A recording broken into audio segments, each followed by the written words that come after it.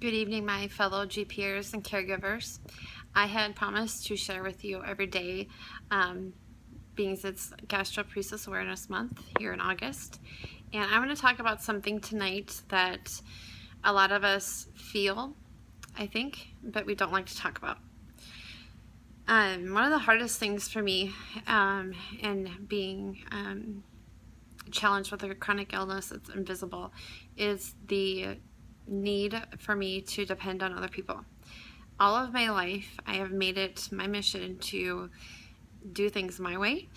I remember being told the story when I was a little girl that while I was shopping with my mom and my grandma, I was maybe 2.5, and my grandma said, "Please don't touch that." And I said, "Grandma, don't you ever tell me." And as soon as my mom came around the corner, I wilted because I knew better. But that's just kind of been me. I love my grandma with all my heart. That's just been me, though. I've just always been super independent, and that's because I come from a family of independent, strong women. So when I was first struggling, I had been diagnosed, but no one had told me. Let me back up. If you're new to me, my name is Joni Reemsma, and a little of my story. I was diagnosed with GP in 2009. I had gone in because I had ulcers in my esophagus and lots of pain. So they did EGD and delayed emptying gastric study.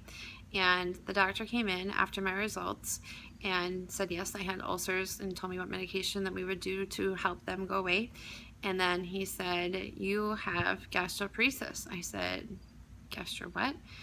And he said, "You have the stomach of an 80-year-old woman." It was devastating. But I didn't feel sick, and he wanted to put me on Reglan right away. And I knew enough about the med. My mom was a nurse, and I knew about the black box warnings. I know a lot of people may use that med, and it works well for you.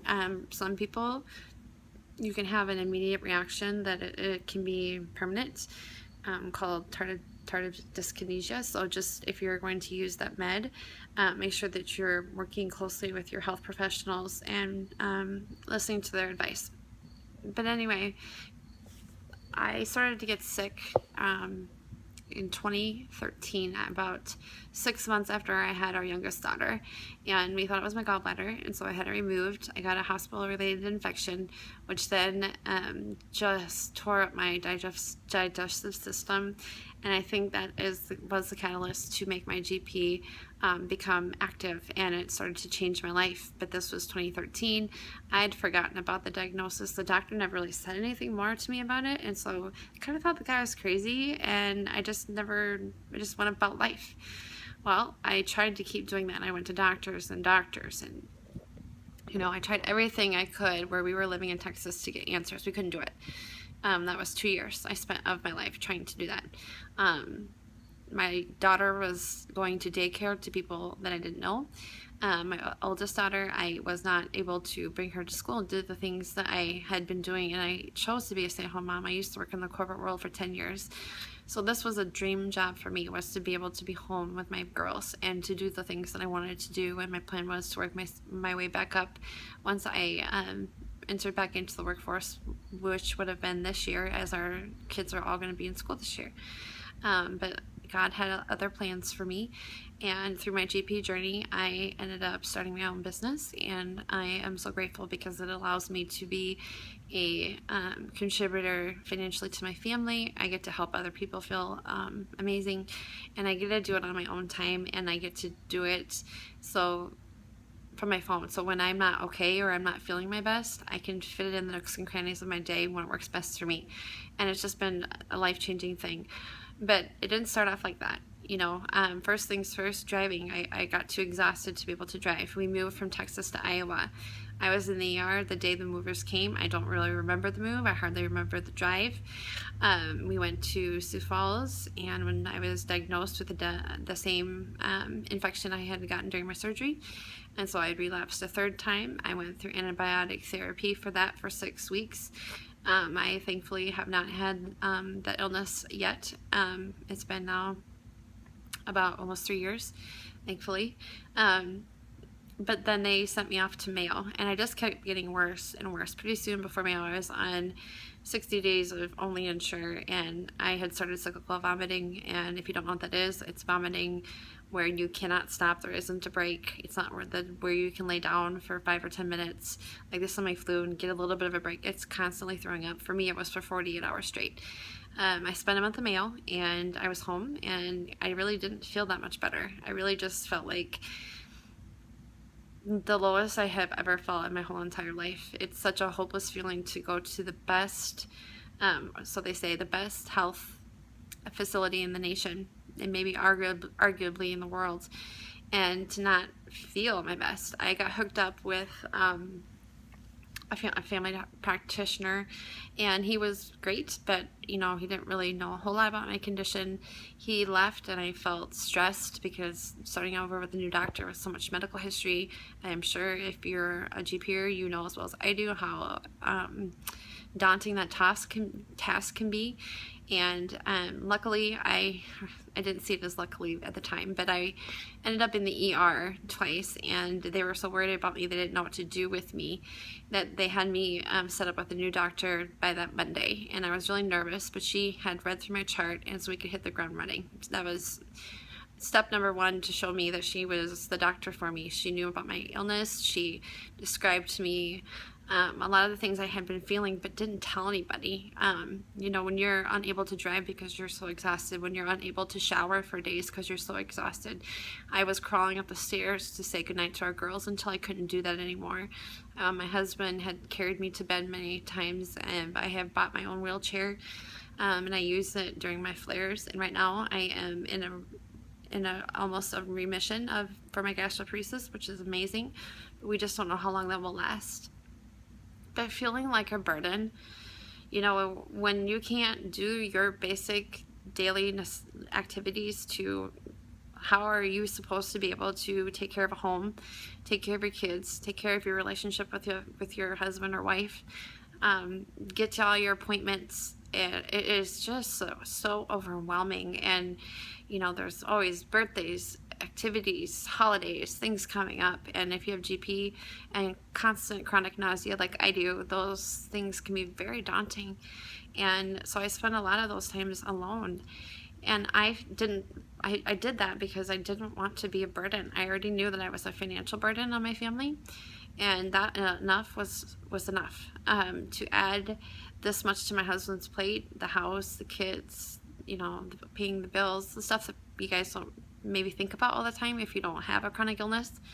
He was doing those things, and I was frustrated because I couldn't do those things. And being a burden sucks.